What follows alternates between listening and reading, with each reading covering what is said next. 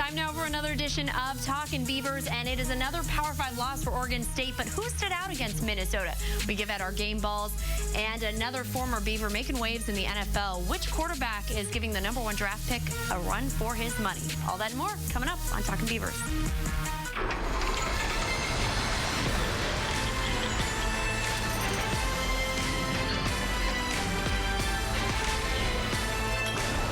Talkin Beavers is presented by Wilson Motors. Well, Corvallis is quiet for at least the next week and a half. The Beavers now in their bye week after opening up the season in Minnesota. Welcome, everyone, to Talkin Beavers. I'm Amanda Maynard alongside Lindsay Schnell, James Dockery, and Nigel Burton. I'm just going to get it out of the way. Are you going to give me trouble about my green dress? It's not going to be us. Okay. You look very nice, but the fans might go after you. I will apologize. Don't be wearing yellow next week. Second week, on the job, so, that face. No, you were talking a lot of trash earlier. I'm just going to throw it out there. I got her covered. Okay. We touch bases today. We'll be fine. All right. Next week it'll be orange, I promise. All right. The Beavers falling to Minnesota last Thursday. Everyone hates the moral victory talk, but did you feel better about the loss than you imagined? Look, I understand you don't like moral victories, but at this point where the program is at, I felt really encouraged watching that game. There were a lot of problems. They should have won, but they were a lot tougher mentally than I expected. A year ago, they turned the ball over. They would have folded mentally. I was really encouraged watching it. Exactly. Last week we talked about, if we can go into the fourth quarter with an opportunity to win the game and an opportunity for our defense to give the offense back the ball and have an opportunity to drive down there and put us in a position to win, that would be a success. And that's exactly what I got. Obviously, I was devastated we didn't get the win, but I got what I asked for. Yeah, I mean, last week we also talked about towards the end of the season, the team didn't get better. We were worried about their energy and their enthusiasm. Guys seemed to have checked out last season.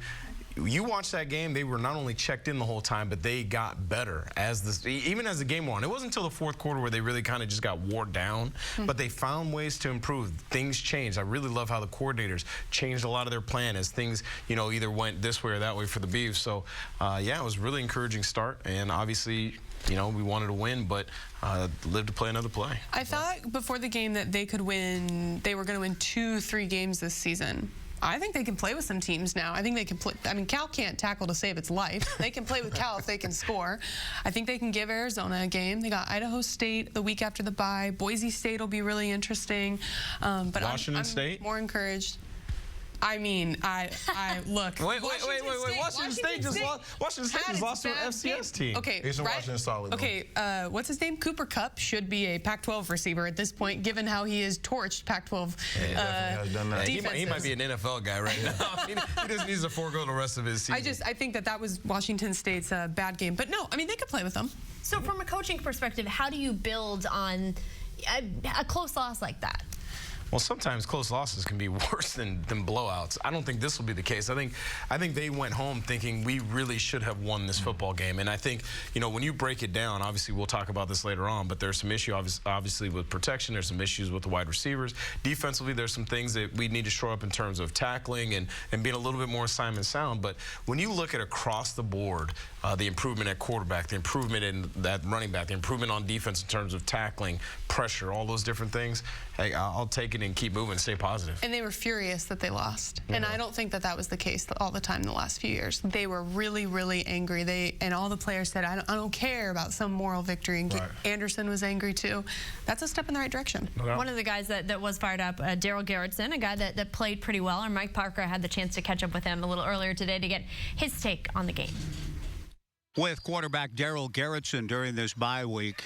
Daryl, I want to talk to you about the performance in the game at Minneapolis. But first of all, what kind of work are you getting done? You think a bye is coming at a good time for you guys? I mean, week 2 bye, I don't know if you really, want to ask for that one. But, it is what it is. We're going to roll with the punches and get healthy and just get back to what we do.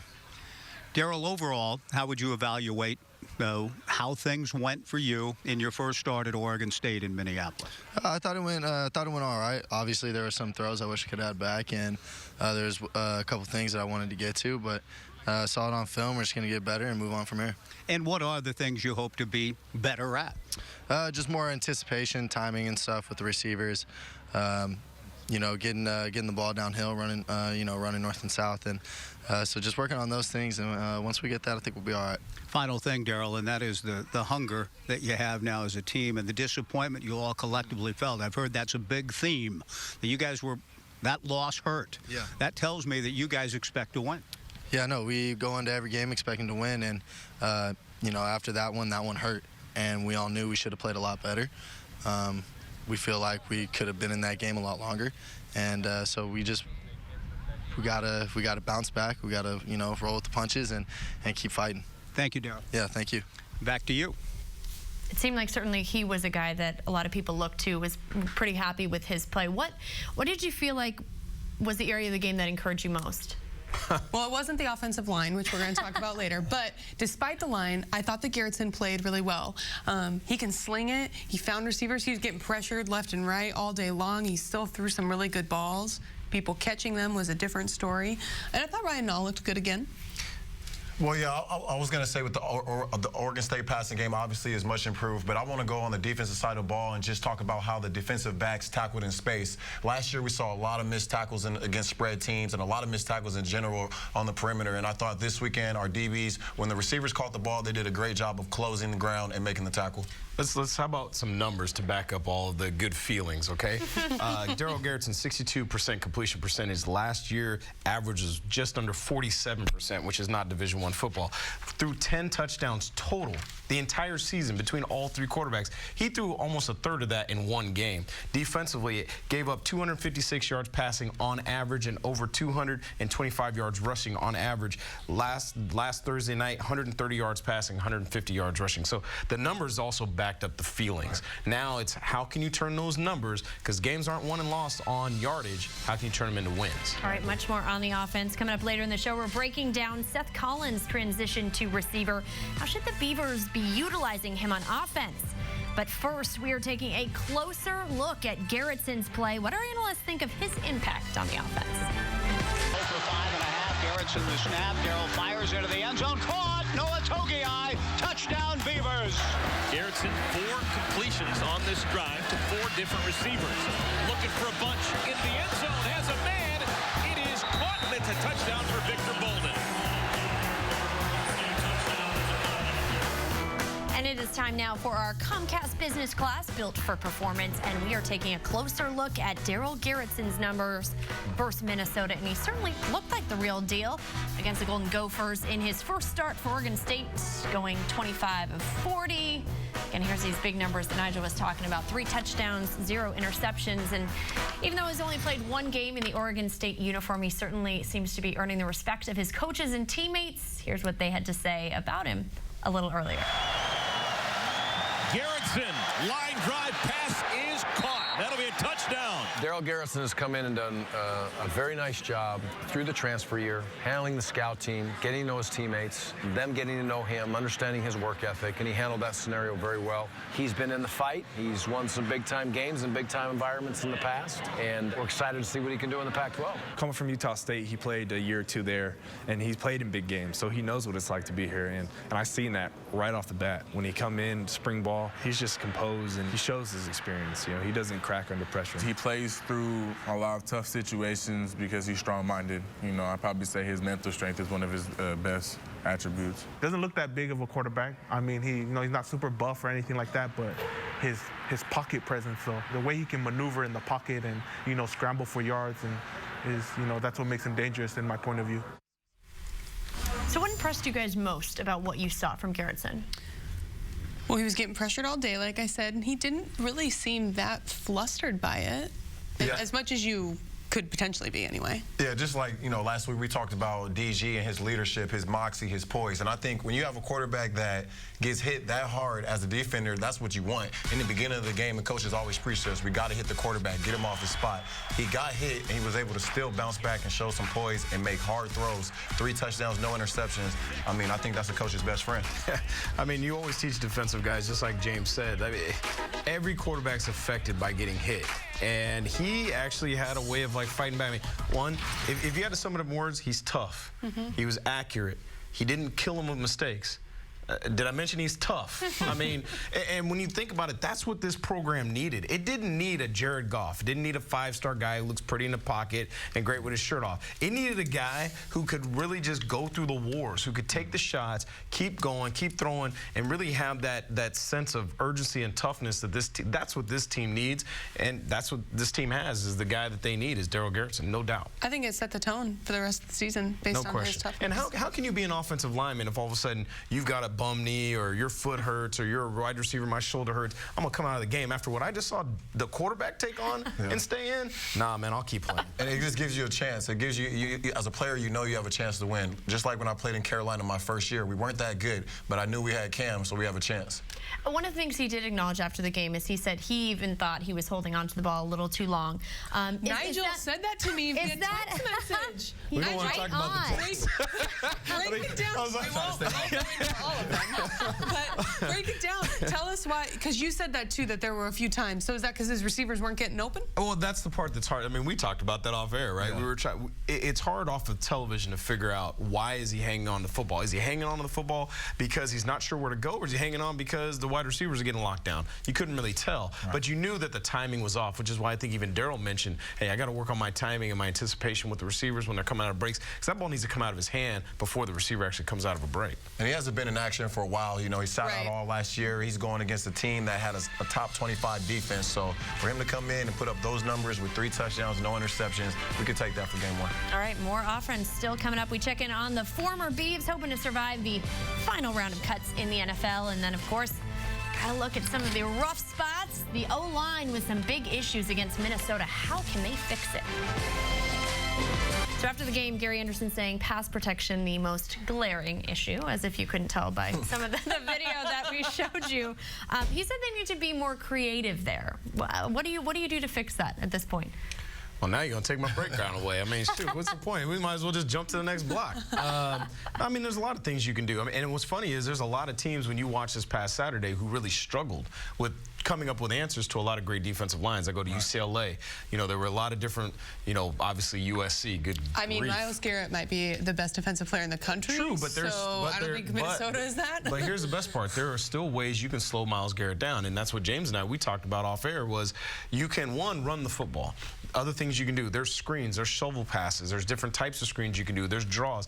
Anything you can do to slow down a great defensive end. And so there were some things, and when you watch what Oregon State did, that's what was impressive. They came up with answers to at least try to slow Beavers down, as opposed to, like I said, going back to Myles Garrett, going back to some things that happened with other places. The part that was hard was as they tried to account for Beavers, then they kind of broke down interior-wise in terms of the center and the guards who obviously were new. So there's a lot of there's going to be a lot of corrections going on in Corvallis this weekend. And from a player standpoint, I don't think Dustin had much time to really break down his opponent that week because this guy that was, you know, making those plays was a true freshman. So unless he had access to his high school film, which nowadays he probably could. But you know, it's hard to really feel what. Okay, this guy has speed. He comes off the line like this. His moves are this. There's nothing to see. And you know, if you know Dustin, you know he's a guy that he'll take that to heart. And I fully expect Dustin to get on board with the rest of the guys. The thing that concerns me is their bye is happening right now, right? You got to go a long time. He's going to get beat up this season. Darryl is. That's the bottom line. Like Dustin can improve, but they're not suddenly going to be all become 5-star recruits on the line. And so now you're looking at, can your quarterback survive the season health-wise, and then what's the backup situation? Well, maybe I did a poor job answering. So, one, you have plays you can call, but there's also little things you can do in terms of double teams. You can max pro. You can also do things like just chipping. So every time the tight end releases or back releases that side, you give that defensive end who's just a hog, you find a way to just knock him inside just to take some of those speed elements away. So there's all kinds of little things you can do, which, once again, watching the way that Kevin McGivern called plays, changed protections, was encouraging. And like I said, some of the guys making more money in other places, you're wondering, man, you might want to get your money back. We're going to take a closer look at some of the good and bad plays from the O-line in our Standard TV and Appliance Breakdown Nigel, looking good in that picture. I heard you did not like that. No, look at the belly on that thing. It's That's just a reflective jacket. Exactly. White is not a flattering color usually. Well, let's look at another guy who didn't look great in white. So I love Dustin Stanton as well, but here you go against Beavers. If you're a defensive end, young defensive end, you want to reduce the surface area that your offensive lineman has to block you. It's exactly what he does here. He lowers his shoulder, and that's something running full speed is extremely difficult for a guy that size to do. So what does Coach McGivern do? Hey, listen, here's a simple thing we can do. It's going to be a screen, but we're not going to involve a bunch of the offensive linemen trying to block in space. Everybody do your deal. All I want is two guys to change what they do. The receiver's going to block. The running back's going to catch the ball behind the line of scrimmage, which allows it to be a legal play. It's simple. It worked. It was effortless and flawless, and I loved it. The next thing you can do is, like we talked about, max protection. So here, you've got the tight end and the tackle on the end, the guard and the center on one tackle, the tackle and the guard on another tackle, and then finally they max pro with the tight end and the back. Now, the way that Minnesota countered this was, hey, James, how do you beat a double team? You got to pick one and beat them. Pick one and beat them. So that's exactly what Minnesota does. So that's why the whole game is a chess match. And we've actually found a way. Right. Yeah, that's what, again, it was just a windbreaker. They're so worried about making the joke is we miss the actual point of the play, because what ends up happening is Minnesota decides they're going to run an A-game stunt, and so they basically take the double team away by having one of the defensive tackles attack just one and the other attack the other. Yeah, and nobody cares about the play. Don't worry about it. I got these. I got this. It's just like in the midsection. It's not the same. That's it's all good. I did sit-ups today. Leave me alone. Just one, though. All right. And Lindsay, something that you talking about is, I mean, how much of recruiting is a factor in some of these O-line issues? Okay, so Nigel and Doc can both speak to this because they were both there when Oregon State had some success under Riley with walk-on offensive linemen. They managed to develop O-linemen, and I think they got too reliant on that. I think that they stopped recruiting great offensive linemen. It's also hard to find true good linemen on both sides of the ball. There's even fewer in the West than there are back East. The couple that they brought in, you know, Michael Phillip was a dud, quite frankly. Isaac Seumalo was hurt a lot. But I think that when you talk about the cupboard being bare, this is one spot I think it was bare. They just don't have a lot of bodies there. I think it's bare at most universities in the country, period. I think that's one reason that Stanford has really had a stronghold on the Pac-12 is because they have the guys up front that can block it up for pass protection. And not only that, they can get downhill, run the football. So I think a lot of people are dealing with that issue of finding elite linemen or just ones that are coming to college and develop well. But, I mean, it's the first game, so we'll see. Yeah, no question. I mean, it's a difficult thing, and that's why a lot of times what you do is you find that defensive lineman who maybe is a great player, but he's a step too slow, and then you go, listen, how much money do you want to make? You want a scholarship check, or you want one with about 7 zeros on it? Come over here. And to be honest with you, that worked a lot with a lot of guys, and so I think that's another avenue you can go. All right, much more to come on Talkin Beavers, but first we're going to head down to Corvallis to the OSU Beaver store, check out what new stuff they've got for you to get ready for the home opener.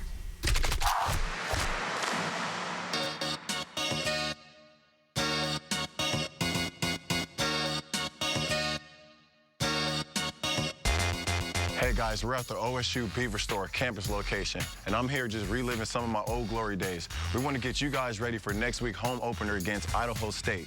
To complete your tailgating needs, we have the Oregon State parking lot tent with an optional table for those of you who would love to serve those ice-cold drinks of water. As you can see over here, we have a table full of accessories for you to enjoy with your family and friends. We have the famous Slade-proof cup. We have an Oregon State chair. Of course, the footballs for signatures before and after the game. We even have some Oregon State Beaver hot sauce for your burgers and dogs. We have everything you need here and more at the OSU Beaver Store. Fans start here. And it is time now to check in on our Flat Tail Brewing Damn Good moment. This one coming courtesy of the offense. Garrettson, 4 completions on this drive to 4 different receivers. Looking for a bunch in the end zone. Has a man. It is caught, and it's a touchdown for Victor Bolden. So Victor Bolden, one of the bright spots for him. Doesn't seem like the only one. Many. Lindsay, what was your assessment of that touchdown? So we talked last week about that the receivers had to catch some contested balls. He did it. And then he didn't do much else. So, look, this was good. It was big for them. Good to get on the scoreboard always. But I was not, besides this, I was underwhelmed. I don't understand if I drank the Kool-Aid on Victor Bolden or what, but he's just not living up to what he should. I mean, come on, cousin. Yeah, I know. Come on, cuz. What do you got? You know, Victor just has to be more consistent. You know, for a guy his size, we always talk about, you know, him adding strength to his body and being consistent. When you're smaller and you have dreams of wanting to play on the next level, you have to be a sure-handed individual via the slot, punt return, kick return. So having a game like that doesn't, you know, bode well for his stature, but he shows you he's a deep threat. He runs great routes. He can get behind the defense. Just got to be consistent. First game jitters. Victor will respond. Well, look, if you guys are having NFL conversations. No, I didn't say we were. Okay, all right. Me personally. Man, pump the brakes on all that. Because all I know is, like, Lindsay and I were texting back and forth as the game was going, and then Doc kind of jumped in because I forgot I was still on the group text. I was like, whoa, okay, my bad, because apparently there's some relation there. But listen, you have 5 catches for 32 yards, and one of them was 30 yards. Right. So do the math on the other 4. Okay, that's not a good look. And so, you know, when you also consider the fact that Villeman had 1 catch for 5 yards. Right. I mean, those are things that cannot happen. And then you go to the fact that the guy was Seth Collins. Here's a guy who's just learning how to get lined up, and he's the guy who will compete. And it's actually, he's earned the trust of Darryl Garretson. There were 2 critical 3rd downs, and as opposed to going to one of the 2 guys who's been playing receiver the whole life, he actually goes to the guy who has just started playing the position on 2 critical 3rd downs, and what happens? Seth comes through for him. So it was a great thing to watch the way that Seth has gone from a guy who was really an experiment to now, hey, he's going to be a go-to guy as a receiver. I love the way that now Coach McGivern has tried to find other ways to get the ball in probably their best playmakers' hands in terms of the Wildcat. Now, I'm looking forward to when he's actually going to throw the football, because I think that's going to be another key for him. Take that glove off and let him kind of throw the rock around. So, you know, he's that guy who's got that dog in him. Exactly. And when we say that dog, it's not that D-O-G dog. He's a D-A-W-G dog. He's got that dog in him. And you don't want to take that dog out of him. And that's, I know, was a question of yours. Yeah, so one thing that I really like about Seth is that he plays with a little bit of, well, a lot of attitude. He's chirping constantly at the defense, you know. But what I'm curious about is, as a coach, how do you harness that with a young guy and make sure that it doesn't overtake him to the point that he's getting penalties or getting out of, you know, just not being focused? Well, I'll say this. The moment you get a penalty, and then we're going to have a conversation that you're not going to like. Right. So, you know, it's like anything else. When you've got a child and your child, you know, does something that, you know, you don't want him to do, if you don't react, then they'll probably keep doing it. You react in such a way that they understood it's not accounted for, but you can't take that out of him. Right. I think Anderson likes it too. Absolutely. Because we talk about that toughness. I mean, look, my favorite Oregon State player of all time, no offense, is Jaquiz Rogers. And I love that Quiz was always talking trash to people. I mean, from day one. But that's not why you liked him. You know why you liked him? Because he could back it up. Because he backed it up. Because right now, like we talked about before, there's some guys down in Eugene who are calling out teammates and doing some things that drive me insane because they're not backing it up with play. You can't sit there and talk about what other guys are doing, and you're giving up 300 yards passing to UC Davis. So get up out of here with all that. You back it up with play. I'm good with it as long as you don't give me a penalty. And that's Seth all the time, though. He's a real deal. He's not a phony. He's not a guy that talks sometimes and not other times. I told Seth last year, hey, Seth, hey, stop jumping over people. We're scared. And he's like, man, I'm trying to start. Like, I'm like, whoa, calm down, Seth. I'm just trying to tell you to take care of yourself. But he's a competitive dude. I love it. You know, he represents Oregon State very well. So as far as going back to Bolden and Villeman, are you just kind of over it at this point, or what is the solution for them going forward? I am, and I think the receivers coaches should be too. They should be worried about losing their jobs. Well, yeah. I mean, you got to perform, and I think what it came down to was, you know, Villeman has got to figure out a way to use his body. Yeah. It doesn't matter if you're 6'5", if you play like you're 5'10". And honestly, the guys we talked about before, Hunter Jarman, some of those guys who maybe got forgotten, Paul Lucas, Timmy Hernandez that we were hearing about, now it's time for them to step up, and either the old vets step up and make plays or move on. And again, it's only one game. They say you make the best improvement from week 1 to 2, so let's give them another chance before we, you know, send them to the pine. Nice job.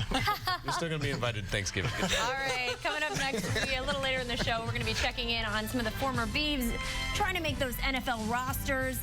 We're also going to break down the coordinators, new coordinators on both sides of the ball. How did they fare? Welcome back. Now we are checking in on who is getting our Wilson Motor game balls this week. Lindsay, we're going to start with you. Look, I said that I liked him, and I did. His numbers back to that 25 for 40, 228 yards, 3 touchdowns, no interceptions. He did lose 2 fumbles, but I'm blaming more of that on the O-line than him. And again, toughness in the pocket counts for a lot. Doc, who you got?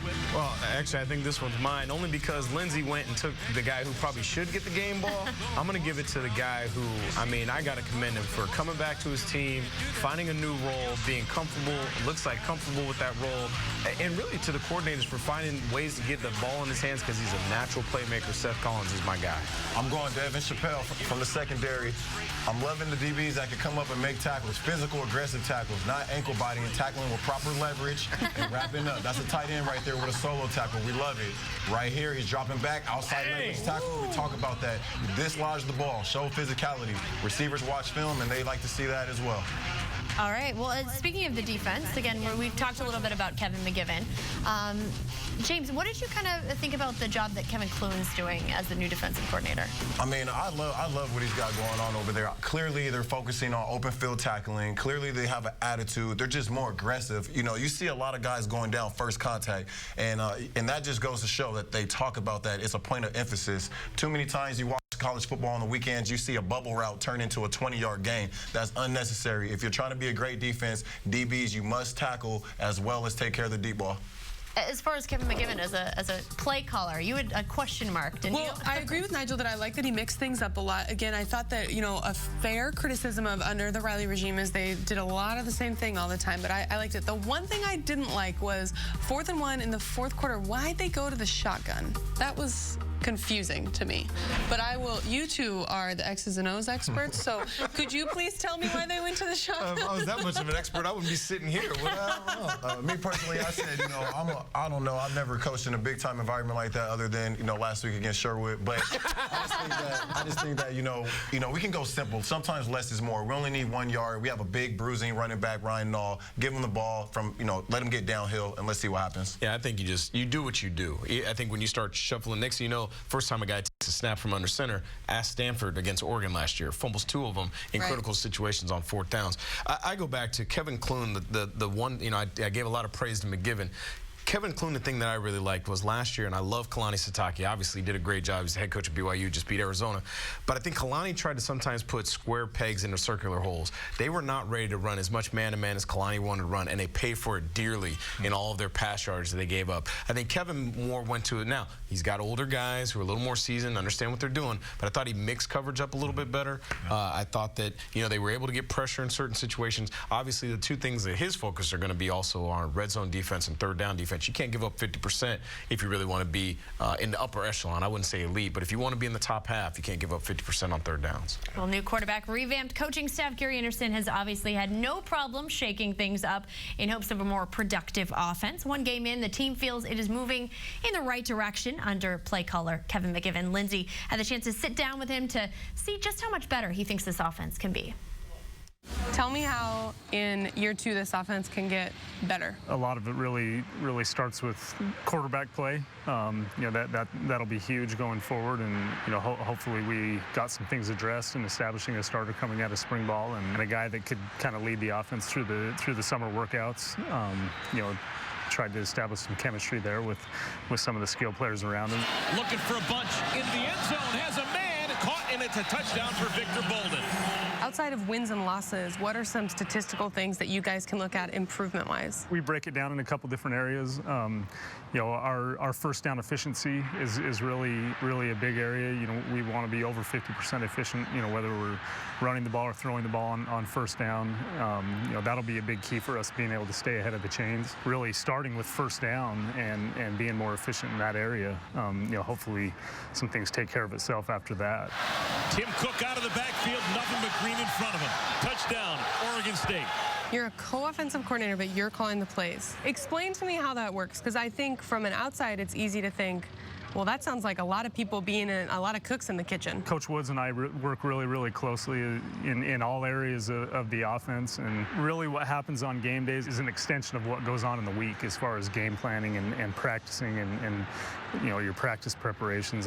You know, all those things, we're going to stick all of our heads together, and it even goes beyond just me and TJ. We've got some great minds in our offensive staff room with Coach Baldwin in there and Coach Brennan, Coach Lockett. You know, we'll put that game plan together, and so hopefully the hardest part of the work is done throughout the week, and then when we get into Saturdays, and I just got to hopefully call it the right way.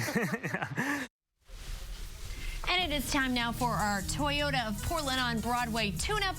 And we're taking a look at how the guys are spending the bye week. Make your own pizza night, apparently, for some of them. Bye week, this early. Is any concerns about that?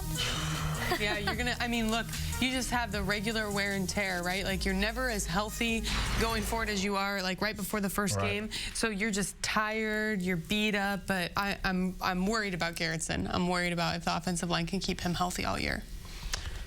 Yeah, I mean, I'm not really a fan of the, the early, preseason-ish type of, bye week. However, like they say, teams make a great leap from week 1 to week 2. So having an extra week of practicing fundamentals, for example, in the fourth quarter against Minnesota, we missed a big tackle. We wrapped him up. We didn't get him to the ground. He busts out. They get an opportunity to score. So just going back and reassuring those fundamentals of tackling, blocking, execution, language, I think can help us out. Well, we talked about endorsements, right? So, on our radio show, Rip City Radios with Dan and Nigel, 6 to 9 a.m. on 620.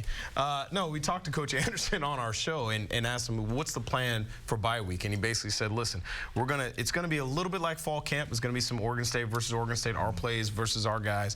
And then they're going to introduce Idaho State later in the week. And then that way that those guys kind of have their feet underneath them. There's going to be a lot of focus on developing young talent. Remember the old rookie scrimmages? Those were awesome. The teams get the team, because these guys aren't going to get a chance. They're going to be scout teamers the whole season. So they're not going to get a chance to run Oregon State stuff. So they're going to do some of that and then obviously go hit the recruiting trail. So I think that's the focus for this team right now, is improving within themselves so that way they execute better against Idaho State and in Boise. And it's like Garrettson said, talking to Mike Parker, this is when the bye is. Like, it doesn't really matter if you like it or not. You just got to adjust. Exactly. Absolutely. All right, so much more to come. We're breaking down the targeting issue. We're going to get our analyst thought on some of those big plays against Minnesota. But up next, checking in on some of the Beavers in the NFL. Sean Mannion beating out Jared Goff. We're going to break that down for you. Hey, welcome back. Lyle Moivo. I knew I was going to do that. Moivo. Talking too fast. Giving a former Beaver some love on Twitter. Huge congrats to one of the best in the game, Jay Hecker, on being named team captain of the Los Angeles Rams. Hashtag go Bees. Nice picks, wow. We're going to get to some other Rams doing pretty well, Sean Mannion. But let's take a look at some of the notable guys making rosters as of a couple days ago. And tell me kind of who your surprises are in that group.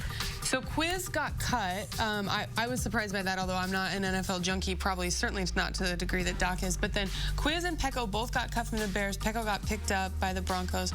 Sam Allo's expected to start for Philly. Yeah, I don't think there's really any surprise there. All those guys are quality NFL type players. I think Josh Andrews, he went undrafted.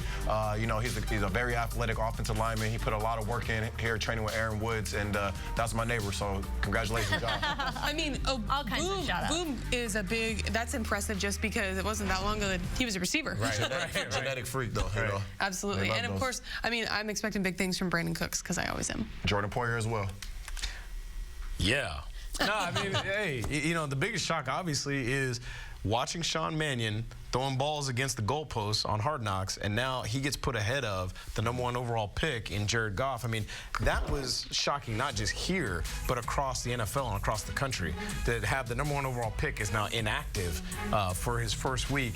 And I know, Doc, but I'm telling you, man, they sold the farm for this guy to try to get this pick. And I think it more says, what I think it says about the Rams organization is maybe they now figured out they may have underestimated Sean Mannion, considering they draft him in the 3rd round, and within a year you sell the farm to get a 1st overall pick, versus giving Sean time to develop and see what you actually have before you go and sell all that. I also think it says, again, that Mike Riley's offense and defense prepares you for the league, period, the end. I mean, he's just ready to do this, and he has continued to improve, throughout his Oregon State career. You talked, Nigel, about when you're a sophomore, you're usually a lot better than a freshman under Riley, and Sean has gotten better and better. And I mean, you played in the league, you're ready to play if you play for Riley. Yeah, I mean, I don't think that's too big of a deal, honestly, other than, like you said, Coach, they gave up a lot of draft picks for him. But two things, St. Louis has a roster full of talent. They're very solid on defense. They're very solid on special teams. They have a run game. They have offensive linemen. So quarterback is something that they felt they had to reach to get.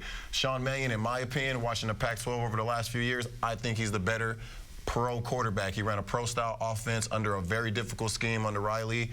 And you look at Jared Goff over at Cal running an air raid, more type of gimmick offense in my opinion. And I just think that Sean is more ready. And isn't Sean still the Pac-12 passing leader? Yeah. That record hasn't been broken yet. So it shouldn't surprise us too much if you just look at the numbers based off, you know, as they were in college. Well, and if you look at the starter, Case Keenum, he's had an up and down road at the NFL as well. I mean, could you see Sean Mannion? But here's the part that's crazy is on that one team, you've got Case Keenum, who is the NCAA leader, and then you've got the Pac-12 leader. So I mean, Jared Goff ran into a situation where he may have guys who didn't maybe have as sexy a name, and Case Keenum is probably 5 foot whatever, but they get the job done, and so he's finding himself in a situation with two guys that are pretty sharp and been in the system. Look, I'm just stoked for Sean because Sean came in, you know, he had a sort of up and down career at Oregon State. He had to battle with Cody Vaz. He, you know, stayed positive, stayed a team captain, always saying the right things. Like, just a good kid, you know, had a great summer. He got married this summer to his longtime girlfriend, Megan, and now he's #2 on the Rams. Like, I'm just stoked for him. Yeah, I'm very excited for Sean. He deserves it. As somebody who's played in the league, I mean, do you think he could be a starter at that level? If he's 1 or 2 bad games away from Keenum. Yeah, I mean, I think that Sean could be a starter because, again, that franchise is built off of defense, special teams, and run games. So he's more asked to be a game manager, not going out there expected to win games by throwing 40 times a game. So if you ask him to go in there and make the right decisions, I trust Sean. He's a coach's son. He's a very smart football player, watches a ton of film. So I fully expect Sean to be ready on a week-to-week basis. Blaine Gabbert is starting. I know. Going through some names in my head. There's a lot of names, right? I mean, Sean would run super rounds, so yeah, he can start in the league. All right, coming up next, we take a closer look at some controversial calls in college football, including a handful in the Beavers game. College football is here, and CSN is all Beavs and some Ducks all the time. We have 3 Beavers shows for you each week and 1 Saturday morning pregame show to get you ready for the big games ahead, only on CSN. And make sure to send us your questions about all things Beaver football. We'll have our analysts take on that in our #Beavers football show. Just use #Beavers football throughout the season. Time now for our Le Schwab quick fix. And a big thing that a lot of people were talking about after Thursday's game is the targeting rule, and also the weekend. Obviously, there was a non-call in that Notre Dame Texas game. And here's the official NCAA definition on targeting. There's a lot of things going on there, but of course, at its core, it's to ensure players' safety. It seems they're kind of widely varying in how they're calling this. What was kind of your guys' take on the Oregon State game and the ones that were called and the one that people say maybe should have been? Okay, this has been a disaster of a rule for the NCAA. I appreciate the spirit behind the rule. Like you said, they want to make the game safer, but it's called so inconsistently. I mean, when they tossed those 3 kids from Oregon State, Minnesota, I was like, wow, okay, we're really honing in on it. And then in Notre Dame, Texas, I mean, they didn't even review it. Yeah, it's hard to call that because it's so hard to change my hit angle. Like, if I see Ryan Nall coming at me, I'm sorry, 185, 190 versus whatever Ryan weighs, I'm taking out his thighs, lower region of his body. So if he decides to get lower and I'm already lowering my angle of tackling, it's hard for me to pull up all of a sudden and not hit him in the head. Like, it's really hard to call that. I think the problem with the whole rule is that people misunderstand it. It has nothing to do with intent. All that's out of it. Any shot that happens above the shoulder, it's done. Any shot that the crown of the helmet, it's done. It's over with. I think in the Oregon State game, I think they were all the first 2 were obvious. Yeah, it was clear. The one that really, if you're going to get mad at a kid, is this one. This one made no sense. The moment as a defender you see a quarterback go into a slide position, he needs to feel like he has a force field and avoid him. Yeah. This one was tough because from that angle right there, it absolutely looked like Beavers hit him. But when you go to the opposite angle, it looks as the first contact actually happened with the shoulder, but the force of everything took him all the way through. So that one was a little bit tougher. Obviously, the Notre Dame Texas one was a complete miss. The problem I have with the rule is it's so severe for something that at times is out of control. And I understand lawyers have now found their way into college football. I wish they would reduce it to a half game. So if it happens in the second half, you're out for that half. Right. If it happens maybe in the second quarter, you have to miss the next 2 quarters. But to have it cost a guy a whole game, and then possibly if it happens in the second half, if it happens on the first play of the second half, it costs you the whole next game. I mean, to me, it's too much.